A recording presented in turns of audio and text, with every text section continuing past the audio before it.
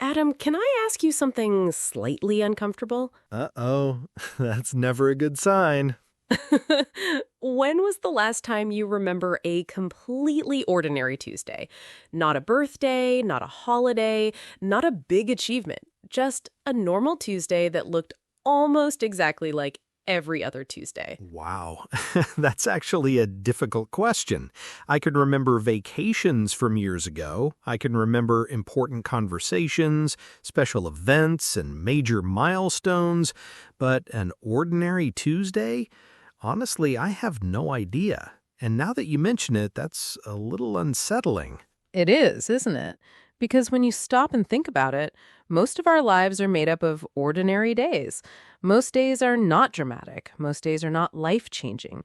They're the days in between, the days where we wake up, get ready, go to work or school, answer messages, handle responsibilities, come home tired, and do it all again the next day. Exactly. And what's strange is that those days don't necessarily feel fast while we're living them. But when we look back, they seem to disappear. 1 month becomes 6 months. 1 year becomes 3. And suddenly you're wondering where all that time went. Yes. I think a lot of people have had that experience. They reach the end of a month or even the end of a year and think, wait a minute, didn't this just start? It's almost like life speeds up without asking for permission. And maybe that's why so many people feel confused by time, because the clock itself isn't moving faster. The days still have 24 hours, but somehow they feel shorter. They feel blurrier, less memorable. That's such a good word, blurrier. Because sometimes it feels like we're moving through our lives without fully experiencing them. We're physically present, but mentally we're somewhere else, thinking about tomorrow, worrying about next week, checking our phones, jumping between tasks, rushing from one thing to another. And after a while, that way of living becomes normal. We stop noticing it. We stop questioning it. We simply move through our routines automatically. Wake up, repeat, sleep, repeat. And before we know it, weeks and months have quietly slipped by. And that's exactly what we're talking about today, the experience of living on autopilot. Why does it happen? Why so many people feel trapped in it. And most importantly, How we can become more present, more aware, and more connected to our own lives again. and as always, we'll be doing all of this through natural English you can actually use in real-life conversations. And before we begin, we'd love to ask you something. Have you ever reached the end of a week and suddenly thought, wait, where did all my time go? Not a special week, just a normal one. Nothing dramatic, just gone. If yes, tell us in the comments. We'd really love to know. Because honestly, you're not the only one who feels that way. Not at all. All right, Get comfortable. take a slow breath. And let's talk about something most of us experience but rarely understand. Let's begin. You know, Emma, the interesting thing is that most people don't wake up one morning and decide to live on autopilot. No, of course not. It usually happens gradually, so gradually that we barely notice it. That's true. When we're children, life often feels vivid and new. Almost everything is a first experience. Your first day at school, your first friendship, your first trip somewhere unfamiliar. And because those experiences are new, our brains pay attention to them. Exactly. We notice details, we remember moments. Time feels rich because we're actively experiencing it. I think that's something many adults forget. We often assume that time feels faster simply because we're getting older. But part of it may be that we're no longer paying attention in the same way we did when we were younger. That's a good point. Children are naturally curious. They ask questions, they explore, they're constantly discovering something new. While adults often spend much of their day doing things they've already done hundreds or even thousands of times before. And when something becomes familiar, the brain doesn't need to focus on it as much. Which is useful in many ways. Absolutely. Imagine if every morning you had to consciously think about every tiny decision. What clothes to wear, how to brush your teeth, how to make breakfast. Life would be exhausting. Exactly. Our brains create habits and routines to save energy. And there's nothing wrong with routines. In many ways, routines make life easier. They help us stay organized. They help us get things done. The problem isn't routine itself. The problem is when routine becomes unconscious. That's an important distinction. Because there is a difference between having a routine and being controlled by one. I like that. Someone can have a structured daily routine and still be fully present. They can notice the weather, appreciate a conversation, enjoy a meal, feel connected to what's happening around them. They can still find small moments of joy throughout the day. Exactly, because being present doesn't require a completely different life. It simply requires awareness. While someone else can go through an entire day barely noticing any of it. Exactly. And I think technology often makes that even more difficult. Definitely. We live in a world that constantly competes for our attention. Notifications, emails, social media updates, news alerts, videos, messages. There's always something asking us to look somewhere else. And many of these things are designed to keep us engaged for as long as possible. Which means our attention is constantly being pulled in different directions. And the result is that our attention becomes fragmented. That's a great word, fragmented. Instead of focusing on one experience, we're dividing our attention into dozens of tiny pieces. Maybe we're eating dinner while checking our phones, thinking about tomorrow's tasks, and listening to a video at the same time. And when our attention is divided, our experiences often become less memorable. Because our brains don't fully process what we're doing. Which may explain why so many weeks seem to disappear so quickly. One moment it's Monday, and before we know it, it's already the weekend again. And many people find themselves wondering where the time went. Because if we aren't truly paying attention to our lives, our brains don't create strong memories of them. So, in a strange way, the less present we are, the faster life seems to pass. That's a fascinating idea. It is, and perhaps that's why some of our most meaningful memories come from moments when we were completely engaged in what we were doing. Moments when we were paying attention. Moments when we felt fully alive. And maybe that's a reminder for all of us to slow down occasionally and notice the life that's happening right now, instead of constantly rushing toward the next thing. Because the more present we are, the richer our experiences become. And that's a thought worth sitting with for a moment. So if living on autopilot can make life feel shorter, why does the brain do it in the first place? That's a really good question. But before we answer that, let's quickly define autopilot. Living on autopilot means going through your daily activities automatically without paying much conscious attention to what you're doing or experiencing. Like following the same routine every day without really noticing it. Exactly. And the brain often does that because it likes efficiency. Meaning it wants to save energy whenever possible. Exactly. Your brain is constantly processing enormous amounts of information. Sounds, images, conversations, decisions, emotions, movements. That's a lot to handle every single day. It is. So the brain creates shortcuts. Once it learns how to do something, it tries to automate it. Which is why we can do certain things without thinking much about them. Right. Driving a familiar route is a perfect example. Sometimes you arrive at your destination and barely remember the journey. I think most people have experienced that at least once. And it's not because they weren't awake. It's because the brain had switched into a highly automatic mode. So in some situations, autopilot is actually useful. Very useful. It helps us perform routine tasks efficiently. Without it, everyday life would require far more mental effort. In other words, autopilot isn't the enemy. Not at all. In fact, it's one of the reasons we can function so effectively in our daily lives. Imagine having to learn every task from the beginning each day. That would be exhausting. It certainly would. The brain is constantly looking for ways to reduce unnecessary effort so that it can focus on new challenges when they appear. That makes a lot of sense. The problem comes when that automatic mode starts taking over too much of our lives. Exactly, because while autopilot is great for repetitive tasks, it's not always great for experiencing life. That's an important difference. We want routines to handle tasks, but they shouldn't replace awareness. I like that. Routines can support life, but they shouldn't become life itself. That's a powerful way to look at it. Think about a meal with friends. If you're fully present, you notice the conversation, the laughter, the atmosphere. Maybe even small details that make the moment special. Exactly. The funny story someone tells, the expression on a friend's face, the feeling of being together. But if your mind is somewhere else, Then you may finish the entire meal without truly experiencing it.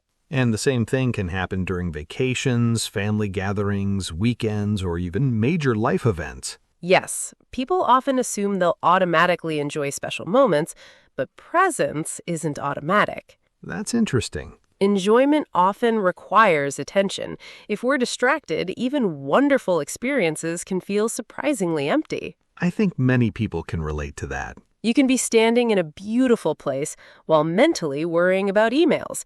You can be spending time with loved ones while scrolling through your phone. Physically present, but mentally absent. Exactly. And I think that's becoming increasingly common. I agree. Many people are surrounded by experiences, but their attention is constantly being pulled somewhere else. Sometimes it feels as though our minds are always living in the future, Thinking about the next task, the next meeting, the next problem to solve. instead of paying attention to what's happening right now. And when that becomes a habit, entire days can start to feel blurry. That's true. We may have been busy all day, but at the end of it, we struggle to remember what we actually experienced. Which means we're missing parts of our own lives without even realizing it. And perhaps that's one of the biggest hidden costs of living on autopilot. Not that life becomes busier. But that life becomes harder to notice. That's a powerful way to put it. Because at the end of the day, our lives are made up of moments. Small moments, ordinary moments, and extraordinary moments. And if we're rarely paying attention to those moments, they can slip away much faster than we expect. Which is why learning to be present may be one of the most valuable skills we can develop. Not because it slows down time completely, but because it helps us experience more of the time we already have. So, how can someone tell if they're living on autopilot more often than they realize? well, one sign is feeling surprised by how quickly time passes. You mean when people constantly say things like, "I can't believe it's already Friday," or "How is it June already?" Exactly. Of course, everyone says that occasionally, but when it becomes a regular feeling, it may be worth paying attention to. Because it can suggest that we're moving through our days without fully engaging with them. Right. When we're truly present, we tend to create stronger memories, and those memories help give our days a sense of depth and richness. So when days, weeks, or even months seem to disappear in a blur, it may be a sign that we're not paying as much attention as we think. That's one possibility, yes. Another sign is struggling to remember recent experiences. That's interesting. Think about the last 2 weeks. Can you clearly remember specific moments, specific conversations, small details? Maybe a meaningful discussion, a funny moment, a beautiful sunset, something that stood out? Or does everything feel like one long blur? Exactly. I think many people would find that question surprisingly difficult to answer. And that's understandable. Modern life is busy. Most of us are juggling responsibilities, deadlines, commitments, and endless streams of information. Sometimes it feels like there's barely any space left in our minds. That's true. And when our attention is overloaded, we often stop noticing the present moment. We become so focused on managing life that we stop experiencing it. That's a great way to put it. Another sign might be constantly rushing, Definitely. always focusing on the next thing instead of the current thing. Yes. Finishing breakfast while thinking about work, working while thinking about the evening, spending the evening worrying about tomorrow. It's like living one step ahead of your own life. I love that description. Thank you. And I think many people do this without realizing it. Absolutely. They tell themselves they're being productive, but sometimes they're simply missing the moment they're currently in. That's an important distinction. Because planning for the future is useful, we all need to think ahead sometimes. The problem is when we spend so much time thinking about the future that we forget to live in the present. Exactly. And when we're always mentally in the future, the present moment can start to feel like nothing more than a waiting room. A waiting room for the next task, The next achievement. the next weekend, The next vacation. the next version of ourselves. Exactly. And the danger is that life keeps happening while we're waiting. That's such an important point. Because many people believe that happiness is waiting somewhere ahead of them, Just beyond the next goal, just beyond the next promotion. just beyond the next big change. But life doesn't pause while we're waiting for those things. No, it doesn't. Every ordinary day is still part of our lives. And in many ways, those ordinary days make up most of our lives. That's true. Which means learning to notice ordinary moments may be just as important as appreciating special ones. I really like that idea. Because some of the most meaningful moments aren't dramatic at all. They're often small and easy to overlook. A conversation with a friend, a quiet morning, a walk outside, a shared laugh. The kinds of moments we might miss if we're constantly rushing towards something else. Exactly. Because if we're always postponing our attention until some future moment, we may never fully arrive in the present. And ironically, the future eventually becomes the present. Then we miss that too. And the cycle continues.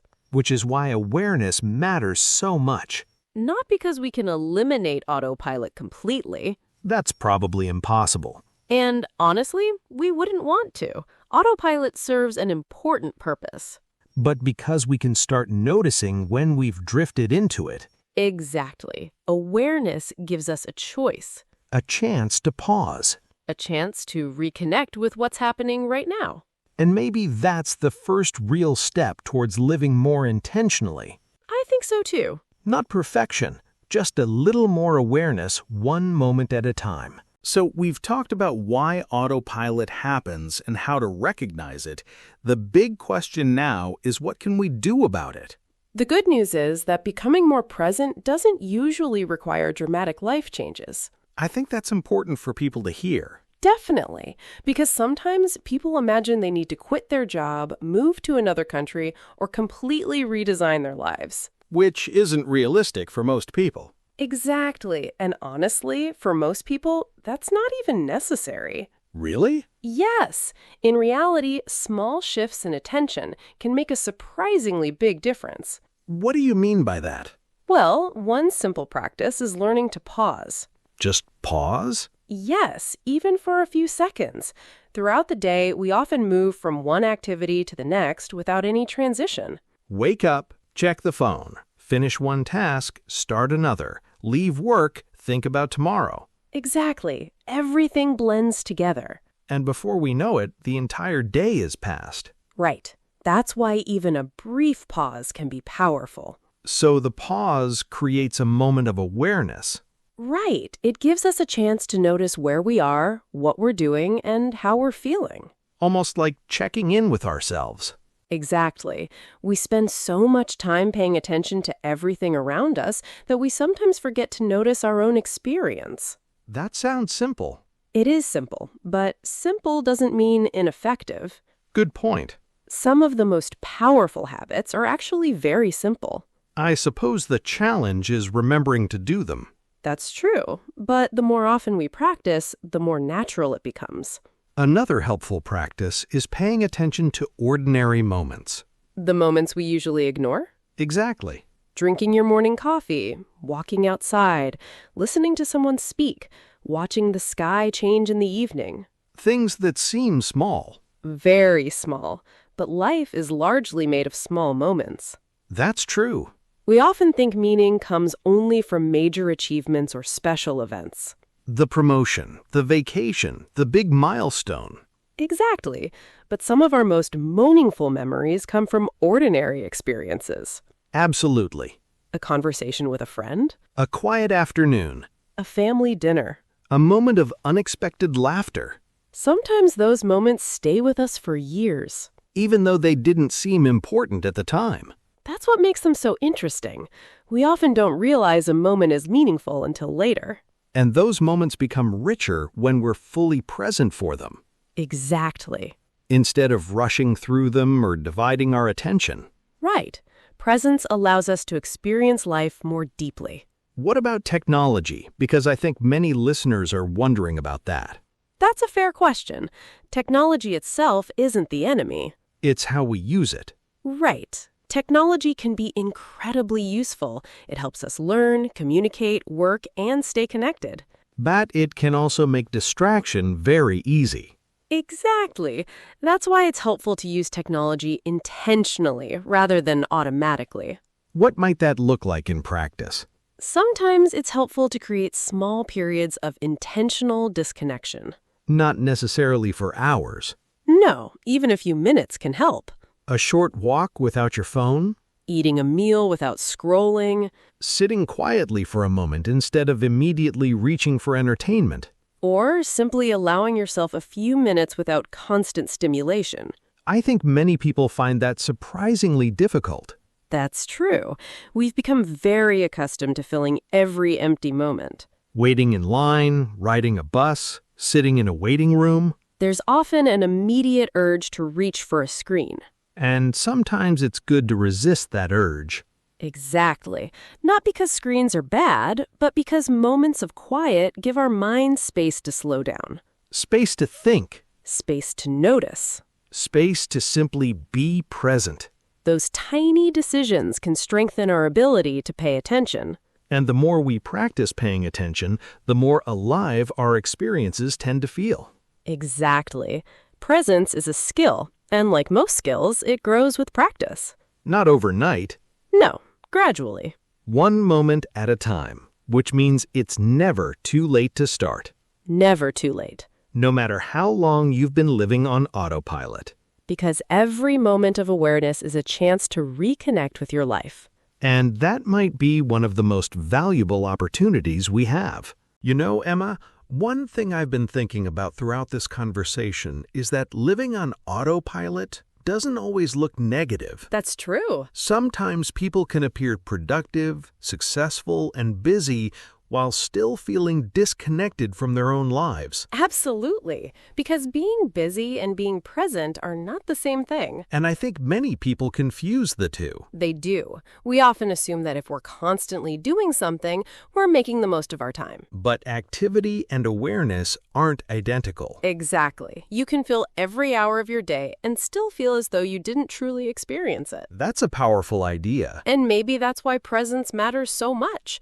It doesn't necessarily add more hours to our lives. But it can make the hours we already have feel fuller, Richer. more meaningful. More memorable. I like that. Me too. Because at the end of the day, most of us can't control how quickly time passes. But we can influence how deeply we experience it. Exactly. So maybe the goal isn't to completely eliminate routines. Or to avoid every moment of autopilot. That's probably impossible. It is.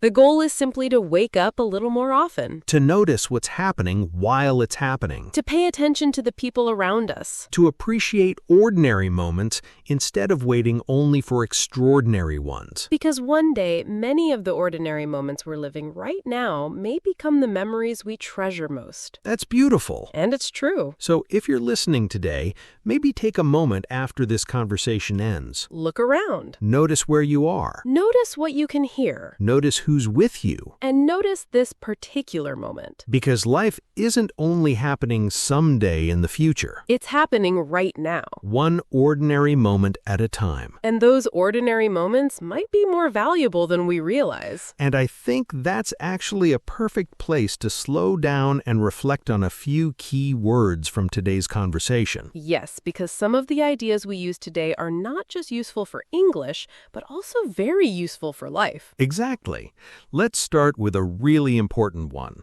Autopilot. If you're on autopilot, you're doing things automatically without giving them much conscious thought. For example, you might go through your entire morning routine without really paying attention to what you're doing. Another useful word is vivid. If something is vivid, it's very clear, detailed, and easy to imagine or remember. A vivid memory can feel almost as real as the moment when it actually happened. We also use the adjective fragmented. Fragmented means divided into many smaller parts. We talked about fragmented attention, where your focus keeps jumping from one thing to another. Another important word is meaningful. Something meaningful has importance, value, or significance. For example, a meaningful conversation can stay in your mind for a very long time. We also used the expression slip away. If something slips away, it disappears or passes gradually without you fully noticing it. Time often seems to slip away when we're not paying attention to the present moment. Another key word from today is awareness. Awareness is the ability to notice and understand what's happening around you and within you. Greater awareness often helps people feel more connected to their lives. We also use the adjective unsettling. If something is unsettling,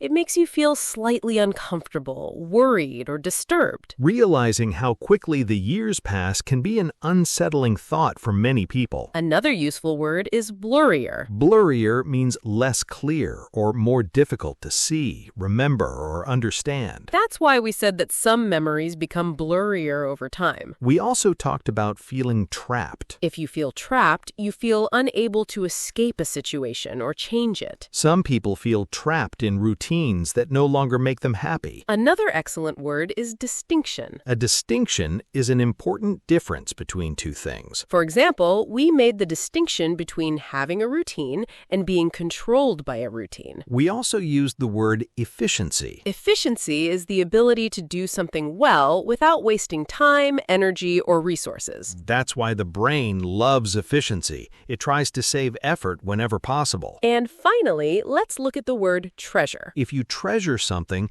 you value it deeply and consider it very special or important. Many ordinary moments eventually become memories that we treasure for the rest of our lives. And those are some of the key words and expressions from today's conversation. Try using them in your own sentences this week.